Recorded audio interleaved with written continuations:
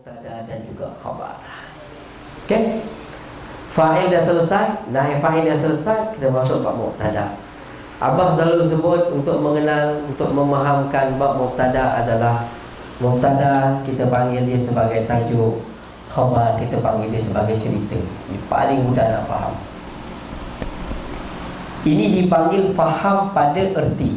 Ini dipanggil cerita.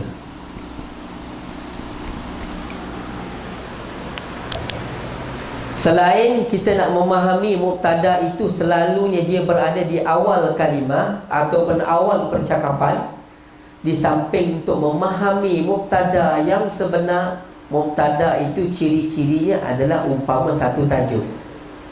Khabar adalah cerita untuk menyempurnakan tajuk cerita. Tajuk menyempurnakan tajuk tadi. Okey? Sebab tu orang kita sering menggunakan mubtada khabar dalam percakapan. Razi. No. Ke mana dah? Okey, dengar percakapan orang kita. Siapa nak dengar orang Melayu cakap? Okey, Khairuddin. Saya nak tanya anda jawab soalan. Duduk tak apa. Okey, di manakah anda tinggal? Saya tinggal di Taman Seri. Dia kata saya tinggal di Taman Seri. Okey. Saya. Dia kata saya. Dia gunakan dengan saya dulu. Dia kata saya tinggal di ... Okey. Apakah ini? Sekarang dia sedang menceritakan, betul? Dia nak menceritakan. Yang pertama dia kata saya diri dia. Saya ni umpama tajuk. Apa yang ada kaitan dengan saya? Ni tempat tinggal saya. Saya tinggal di, kalau bahasa Arab sebut ana askun fi. Okey. Perasan tak yang ni tajuk? Perasan? Yang ni cerita untuk menyempurnakan tajuk. Itu tak ada khabar. Segi kefahaman erti yang mudah kita nak faham sebelum kita masuk kepada tajuk, sebelum kita masuk kepada hukum. Okey? Okey, Bob.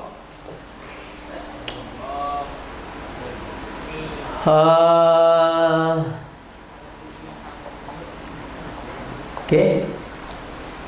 Di manakah terletaknya rumah anda? Soalan, di manakah terletaknya rumah anda? Jawab dengan sempurna. Rumah saya terletak dekat Kuat sikit. Kuat sikit. Rumah saya Terletak di Gombak. Dia kata rumah saya terletak di Gombak. Apa yang anda faham daripada percakapannya? Anda faham dia ada menyebut tentang rumah saya. Rumah saya merupakan satu tajuk.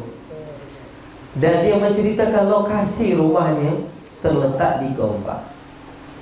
Dan sebenarnya daripada tajuk rumah saya berbagai-bagai cerita boleh orang cerita. Betul? Lokasi merupakan satu sebahagian daripada cerita. Dia boleh kata rumah saya berwarna biru. Rumah saya 4 tingkat banglo ada lift. Rumah saya terletak di kampung baru. Rumah saya berhampiran dengan stadium Bukit Jalil, contoh. Kan rumah saya kan berada di Taman Simpang Beko, contoh. Itu rumah saya itu tajuk. Yang tadi itu cuma cerita. Jadi satu cara nak memahami nak memahami mubtada khabar, melihat pada maknanya. Makna mubtada adalah tajuk, makna khabar adalah cerita. Ini belum kita masuk hukum. Kadang-kadang orang banyak keliru dekat sini. Okey? Okey. Okey.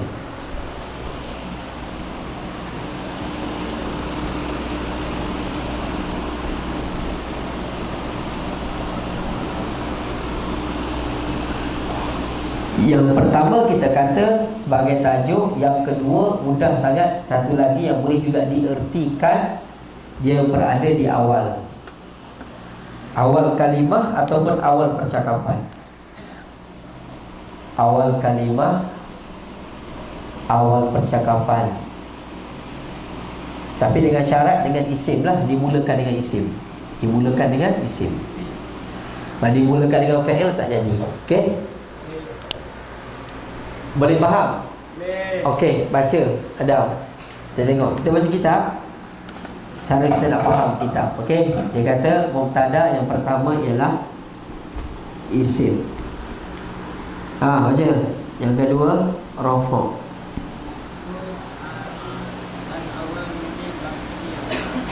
Khabaru awal ismul Ulang balik. al-mubtada awal ism Isim marfu', okey? al-ari anil awamil Okey. lafziyati. Ini yang ketiga nak kena faham. Yang ari ni telanjang. Telanjang maksudnya sunyi, maksudnya kosong. Maksudnya kosong tu apa? Yang tak ada. Kalau bahasa mudah sebut tidak ada sebelumnya amil nasakh. Okey, tidak ada sebelumnya amil nasakh. Dia kata al-mubtada'u huwa al-ismul marfu'ul 'ari 'anil awamil lafziyah. Dalam kitab Jurumiyah dia istilahkan dengan amil lafziyah. Ada setengah istilah lain yang mudah dibicarakan adalah amil nasakh. Nak tulis amil nasakh maksudnya. Okey. Okey. Apa tu amil nasakh?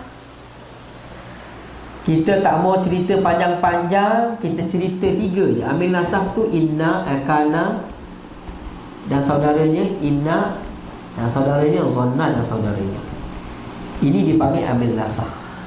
Faham? Kana, inna, zanna dan kita akan jumpa nanti. Okey?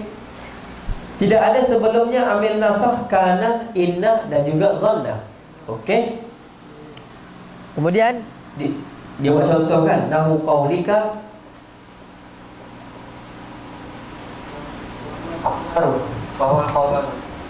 khabar terus. Okey, cerita khabar ialah ismun marfu' yang dirafa'kan. Kemudian al-musnadu ilaihi, Nahu qaulika al-musnadu ilaihi, al-musnadu ilaihi. Apa maksud al-musnadu ilaihi itu di bahasa Melayu Islam? Yang disandarkan kepada mubtada. Ini bahasa. Kalau kita nak tulis bahasa yang senang, penyempurna mubtada.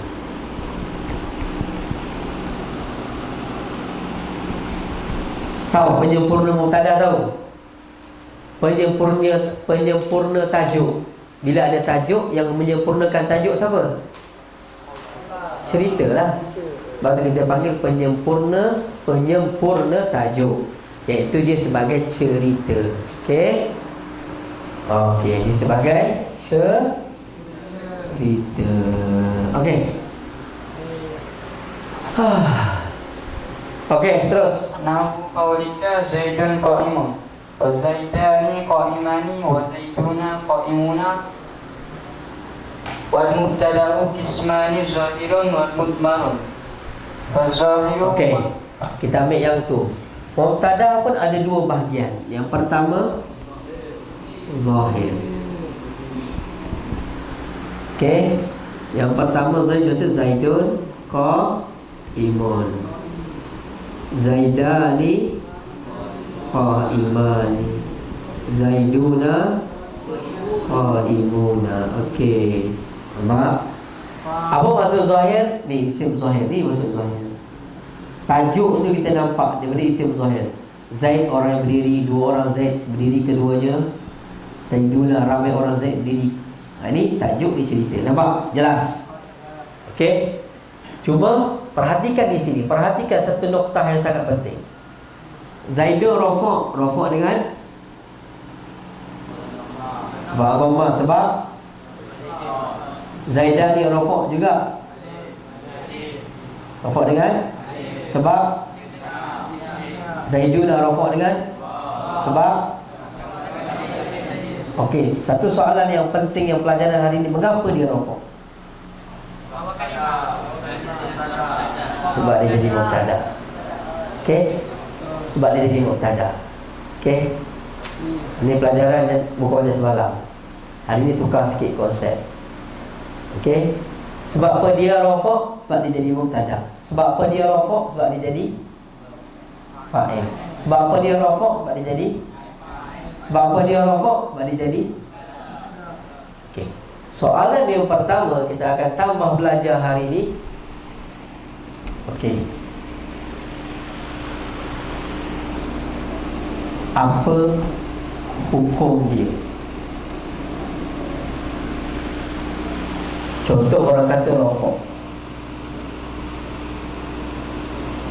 Sebab apa rafak? Mubtada. Tanda rafak dhammah.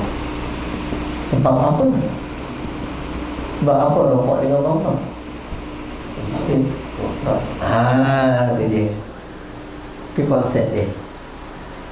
Konsep ni kita akan gunakan semua sampai habis nanti. Nampak? Dia abah sebut sikit-sikit dulu. Nanti kita akan berlatih apa hukum dia rafak. Sebab apa dia rafak? Mubtada. Pun boleh juga ataupun kita tukar. Kalau bahasa mudah, mudah-mudah dia jadi apa?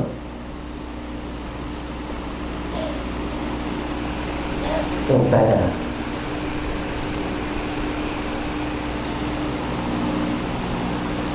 Apa hukum dia? Rafak. Apa tanda dia? Apa tanda dia? Tanda rafak. Tanda dia kita kata dhammah. Sebab apa? Sebab boleh juga macam ni. Okey, ni konsep tulis ni. Kejap lagi kita akan gunakan format ni untuk semua. Bila abang soal, jawab. Soal, jawab. Okey? Faham? Kita tengok tu. Dia jadi apa? Mubtada.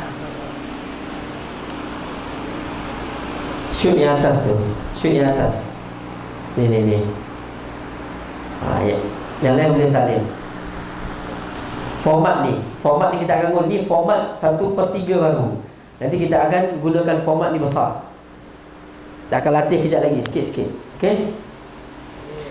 Apa dia kita akan guna? Dia jadi apa? Mubtada. Apa hukum dia? Rafak. Apa tanda dia? Dhammah. Sebab apa dia dhammah? Sebab apa rafak dengan dhammah? Sebab isim mufrad. Ini contoh format. Okey?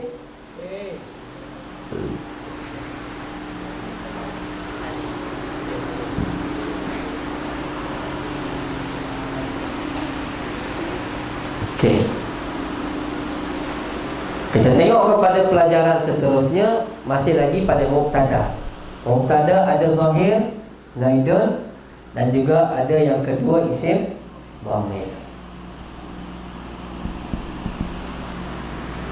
Isim dhamir tadi itulah huwa, huma, hum sampai akhir. Contohnya ana qaimun, nahnu qaimuna. Okey. Maknanya kita memulakan tajuk dengan kita menggunakan kata ganti nama, iaitu isim dhamir. Macam tadi tanya, Khairuddin, awak tinggal di mana? Dia kata saya tinggal di sekian. Saya itu mubtada, tapi menggunakan mubtada yang kedua, iaitu isim dhamir. Faham? Dan kebanyakan manusia bila bercakap, dia rajin menggunakan mubtada khabar. Betul tak? Dia suruh kata saya ni tak tahulah hidup saya macam mana. Saya ni tak tahulah. Tahu? Kehidupan dia banyak cakap macam tu. Faham? Bab ananiah dia kuat. Okey. Ananiah manusia ni kuat, jadi macam syaitan. Ana khair Faqala rabbukum ana rabbukumul a'la. Firaun. Ya, ana, semua ana. Okey. Jadi kurangkan guna ana. Okey. Kurangkan pakai mubtada isim dhamir, pakai mubtada isim zahir. Ulang. Okey. Selesai. Okey, bab mubtada tak susah, senang. Satu bab yang agak mencabar, bab khabar. Dalam nahwu disebut khabar adalah yang disandarkan kepadanya, al-musnadu ilaih. Musnad ilaih maksudnya yang disandarkan cerita tu kepada mubtada, kepada tajuk. Faham tak?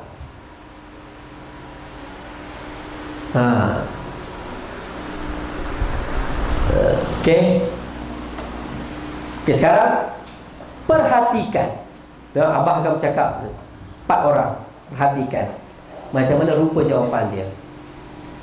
Kita nak masuk dalam khabar ni, kita tengok bagaimana cara dia bercerita. Razi, cuba cerita pada hari Sabtu baru ni anda ke mana?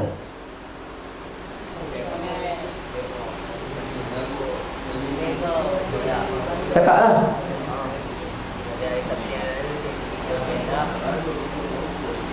Pada hari Sabtu yang lalu saya pergi ke Perak. Tak jadi mubtada khabar lagi. Buat jawapan ada bentuk mubtada khabar.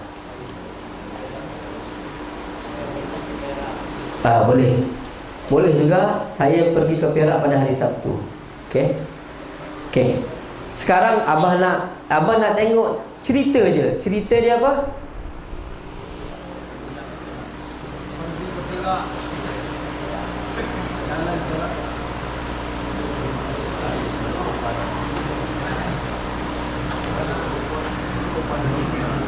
Okey. Tengok dia kata. Tengok abah tulis saya. Dia kata saya. Saya ni apa? Dia nak ceritakan diri dia. Okey, dia kata pergi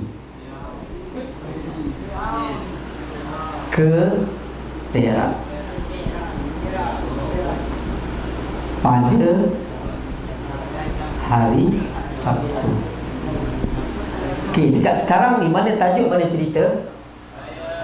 Saya adalah tajuk, pergi ke Perak pada hari Sabtu adalah cerita yang berlaku terhadap diri dia.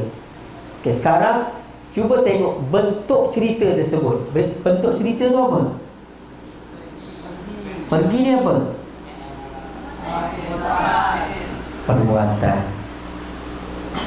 Okey, kita ambil yang ni. Perbuatan. Dia mulakan cerita dia dengan bentuk perbuatan. Ini satu bentuk orang menjawab soalan. Ini satu bentuk orang bercerita. Dia bercerita tapi dia cerita perbuatan. Contoh, semalam saya pergi ke kedai. Semalam dia kata, semalam keluarga saya menziarahi. Menziarahi itu perbuatan, kan? Perbuatan menziarahi orang yang sakit. Okey. Sekarang kita nak satu lagi bentuk yang lain. Cerita bentuk lain. Sila jawab cerita anda tapi tak menggunakan perbuatan. Okey, Firdaus Azam, bangun. Jawab cerita tapi tanpa menggunakan perbuatan. Menggunakan kata nama. Bagaimana? Soalannya begini.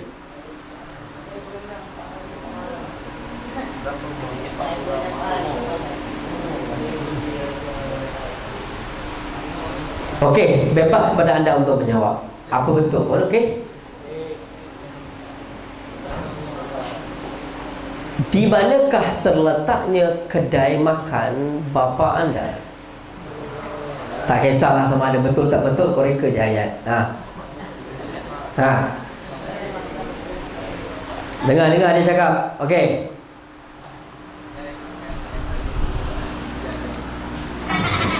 Dia kata kedai makan ayah saya. Panjang betul tajuknya. Kedai makan ayah saya ni tajuk tak? Tajuk panjang. Terletak di tepi jalan, dia tu sebut. Agak-agak kalau dibagi direction, orang sampai tak kedai ayah ni? Tepi jalan. Dah, bagilah direction yang orang boleh sampai.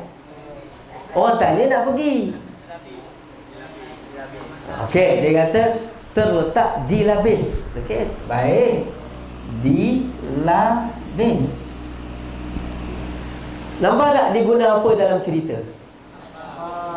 Dia gunakan di. Di Labis. Apa ni? Haram. Di Labis. Ini cara orang menjawab.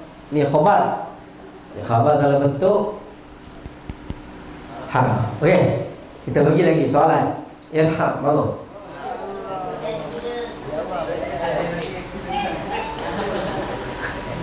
Okey, Irham.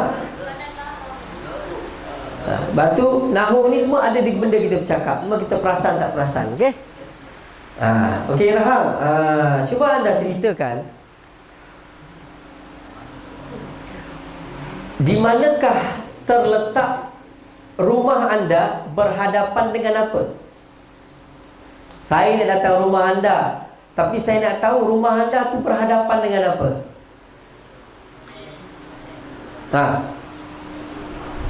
Jawab. Okey, dengar jawapan dia. Rumah saya. Tajuk. Jawapan dia punya cerita dia apa? Berhadapan dengan kedai makan. Contoh, dengan kedai makan Ilham. Contoh. Cuba tengok jawapan dia. Dia kata rumah saya berhadapan. Berhadapan dia apa? Zara. Okey. Dah 3 dah bentuk orang menjawab. Ada satu lagi bentuk. Macet. Oh, macet.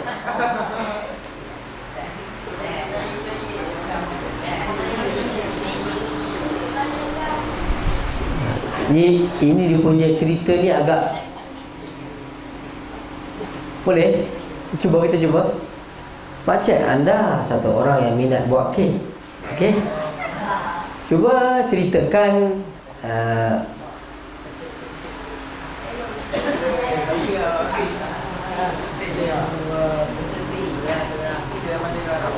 ceritakan bagaimana cara membuat kek lapis Sarawak.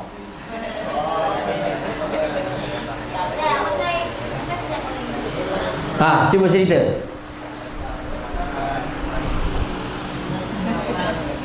Hentam je. Cara membuat kek lapis kena menggunakan tepung. Jawapan betul, tapi tak kena dengan apa kita nak matchingkan dengan ni. Ini agak sukar sikit. Tak apa. Jadi abah jawab dulu. Okey.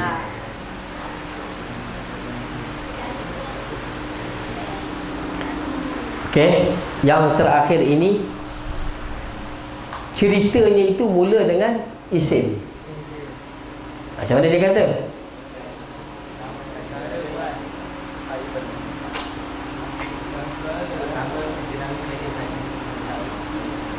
Saya kata apa? Kalau dalam kitab tu memang ada. Dia kata apa? Dia kata apa tu? Okey.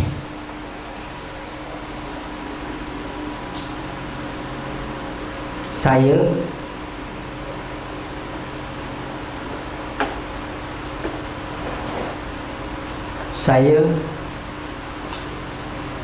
rumah saya rumah saya Dah ada orang beli. Gitu. Ingat ayat saya, rumah saya, dah ada orang beli. Siapa yang kena beli? Rumah ke saya? Tapi rumah tu ada kaitan dengan saya? Cuba perasan tengok. Saya, rumah saya, ada berapa tajuk kat situ? Ada 2 tajuk. Satu nak menceritakan diri saya, yang kedua diri rumah saya. Apa yang berlaku? Khabar, cerita pada rumah saya, apa yang berlaku? Cerita yang berlaku pada rumah saya adalah terjual, ada orang beli. Dan berlaku kepada saya apa? Cerita dia. Rumah saya sudah dijual, sudah dibeli orang.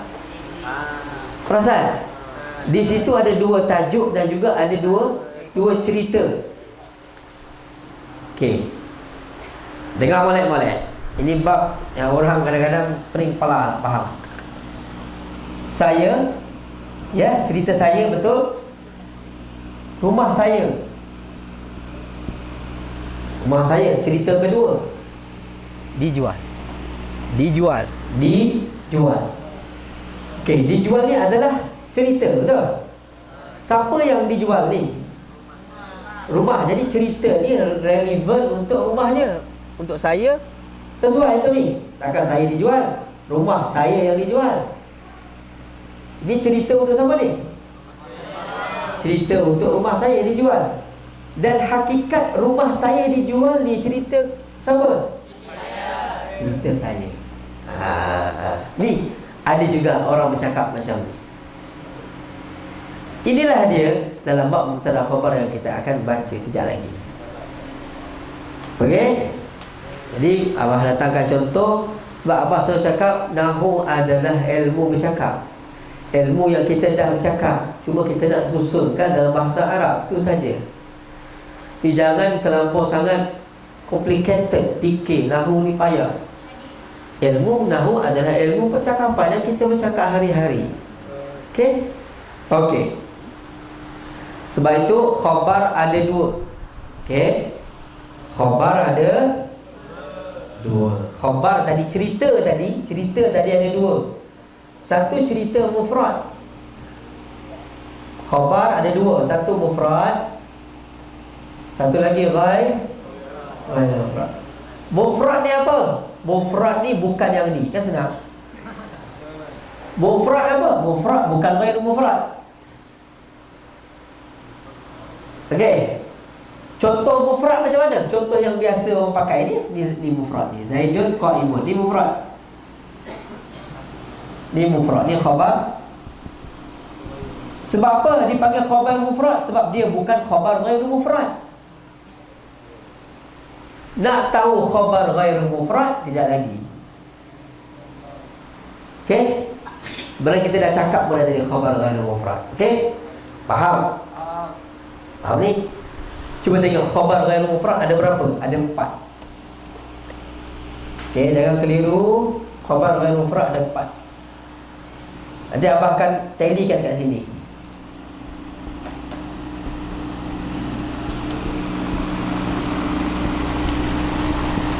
Kita tengok khabar mufrad. Contoh Zaidun qa'imun. Senang. Zaidun qa'imun. Okey, ni mufrad, tunggal.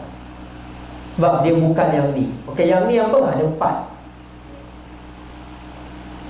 Kan? Lepas tu dia kata wal khabaru qismani mufradun wa ghairu mufradin fal mufradu nahu qaulika Zaidul qa'imun. Kan? Dia datangkan macam tu je. Wa ghairul mufradi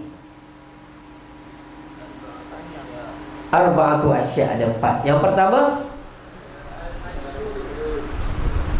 okey, dia kata yang pertama cerita tadi bentuknya jar majrur. Cerita tadi. Kat mana cerita tadi jar majrur? Kat mana? Yang ni. Yang 4 ni kat mana? Dilabis. Yang Firdaus jawab. Ni dia. Maka contoh bahasa Arab Zaidun Fidari. Zaid berada di dalam rumah. Zaid berada. Ni cerita. Berada di dalam rumah. Kat mana saya punya buku? Buku awak ada dalam kereta. Buku awak cerita, khabarnya ada dalam kereta. Ada dalam kereta tu dipanggil khabar ghairu mufrad. Istilah sahaja. Okey, nak contoh yang kedua apa dia? Zaraf. Zaraf. Zaraf. Disebut zaraf dulu. Okey, zaraf ni umum. Makan ke, zaman ke, sama je. Contoh? Okey, tengok. Contoh di bawah ni, siapa yang menggunakan zaraf tadi? Irham. Dia kata rumah saya berhadapan dengan kedai makan. Irham. Tak macam mana di depan rumah saya kedai makan namanya Irham juga. Barangkali nak saya dipernamakan Irham sebab mak saya tengok hari-hari logo Irham depan rumah. Betul. Tidak ada kena-mengena yang hidup ataupun yang mati. Okey. Okey.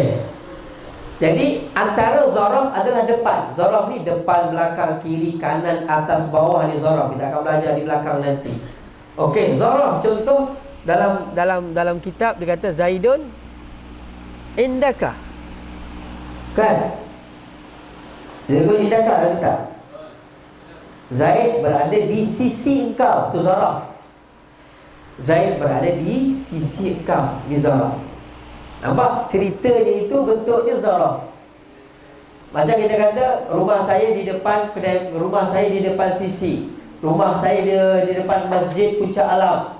Betul. Nampak? Okey. Orang tanya, Radhi tanya abah, kat mana nak ambil barang tu? Ambil depan rumah. Depan rumah. Itu khabar. Okey. Yang ketiga apa? Cerita tadi bentuknya fa'il fa'il. Bentuk fa'il dan fa'il. Mana siapa guna bentuk fa'il fa'il tadi? Razi. Fa'il fa'il. Saya pergi ke Perak. Okey. Okey. Tapi kalau dalam bahasa Arab tu dia lebih jelas. Contohnya Zaidun qama. Ni lebih jelas. Tapi hakikatnya macam ni lah, sama je. Hakikatnya macam ni. Cuma ini dia nak tunjukkan yang ni fa'il, yang ni fa'il. Zaid telah berdiri oleh bapaknya. Telah berdiri oleh bapak ni cerita bagi Zaid. Tapi bentuknya bentuk fa'il dan fa'il. Bentuk cerita tersebut. Faham? Dan yang ketiga, bentuk khabar itu ada mubtada dan khabar. Macam contoh yang abang bawa tadi, saya ni dipanggil mubtada pertama, rumah saya mubtada kedua, dijual khabar kepada mubtada kedua, jumlah mubtada kedua dan khabar dia menjadi khabar kepada saya. Itu. Nampak? Pernah belajar macam ni? Sama je hakikat. Macam kita sebut tadi, saya tajuk satu, rumah saya tajuk kedua, dijual. Dijual cerita kepada rumah, rumah dijual cerita kepada saya. Macam tu lah. Sebab tu kita panggil dijual khabar kepada rumah saya. Sebab ni cerita yang ni. Rumah saya dijual cerita juga, tapi cerita untuk saya. Faham? Orang yang ngantuk dia faham. Tahu? Orang yang ngantuk dia faham. Orang yang tak mengantuk tak akan faham. Baik, anda mengantuk sekarang. Okey. Selesai antara khabar 11.30 lah. Kita target pagi ni khatam. Okey. Jadi bab mubtada khabar dah selesai. Kita akan masuk kepada isim kana, khabar inna. Ada 3 lagi. Okey, khabar isim kana dengan khabar inna ni senang sangat-sangat. Okey. Okey.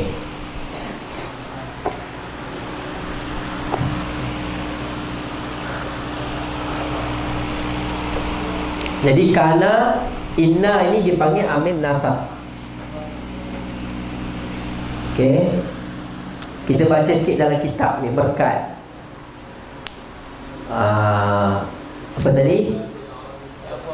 Tak yang tadi Mubtada khabar tadi, last sikit. Wal mubtada wal khabaru ismani. Wal khabaru ismani mufradun wa ghairu mufradin. Wal mufradu nahu Zaidun qa'imun wa Zaidani qa'imani wa Zaidun qa'imun. Okey, ha. Ghairul mufradi arba'atu asya'a al-jar wa majrur Jar majrur wa zarfu zarfu, wal ha. fa'lu ma fa'ilihi wal mubtada'u ma khabarihi. Okey. Nahu qawlika Zaidun fid dari wa Zaidun indaka Zaidun fitari, contoh jar majrur. Zaid berada dalam rumah. wa Zaidun indaka Zaidun indaka. wa Zaidun qama abuhu Zaidun qama abuhu. wa Zaidun jariyatuhu zarifatuhu. Ni contoh yang ketiga kita nak terangkan.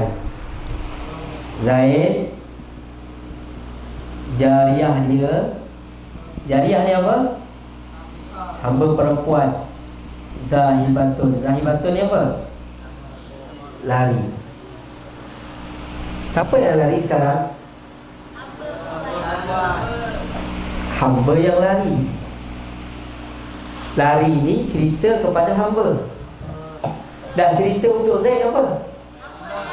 Hamba dia lari. Faham pun? Yang ni cerita untuk Zaid, hamba dia lari. Ni semua ni cerita untuk Zaid. Yang ni khabar untuk jariyah. Sebab tu orang panggil ni mubtada 1, ni mubtada 2. Okey? Faham? Selesai. Dan kita masuk babul awamili ad-dakhilati alal mubtada wal khabar. Okey. Tadi kita dah sebut syarat mubtada tidak ada sebelumnya amil nasakh. Dan amil nasakh ada kana, ada inna, ada zanna. Musannif dia menceritakan secara detail ketiga-tiga ini. Secara detail ketiga-tiga ini. Ketiga-tiga ini dia kata apa? Amil yang masuk ke atas mubtada dan khabar. Maknanya dia akan masuk pada Zaidun qa'imun. Contoh yang mudah. Okey, yang ni boleh padam? Boleh padam?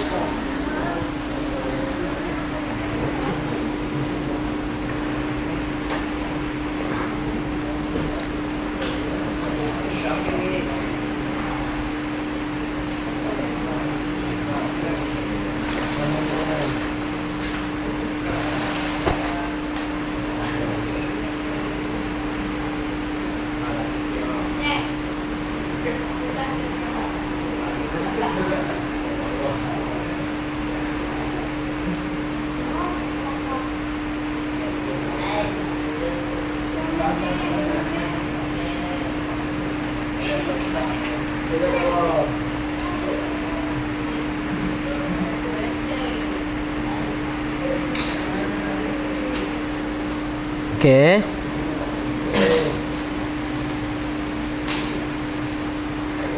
Okey. Di padam semua? Tidak kan? Okey. Lepas tu orang yang belajar, dia peka, dia akan tengok setiap lafziyah. Kerana ulama' nahwu bila dia karang kitab kecil, kena perhatikan setiap huruf, setiap kalimah dia buat. Semua tu ada manfaat. Sebab tu jurumiyah yang kecil ni orang syarah berjilid-jilid. Syarahan ni banyak. Jurumiyah ni bagai-bagai, syarah baru, syarah lama. Ulama' besar-besar mengarang syarah kepada jurumiyah. Kalau orang pondok-pondok, dia akan belajar 10 kitab jurumiyah, syarah jurumiyah sebelum masuk kepada kitab Matan Mutammimatul Ajrumiyah yang disyarahkan oleh Kawakib Durriyah. Okey? Dan yang mensyarahkan Kawakib Durriyah ni adalah orang Ahdan, orang Yaman. Okey? Okey. Kita tengok dekat sini.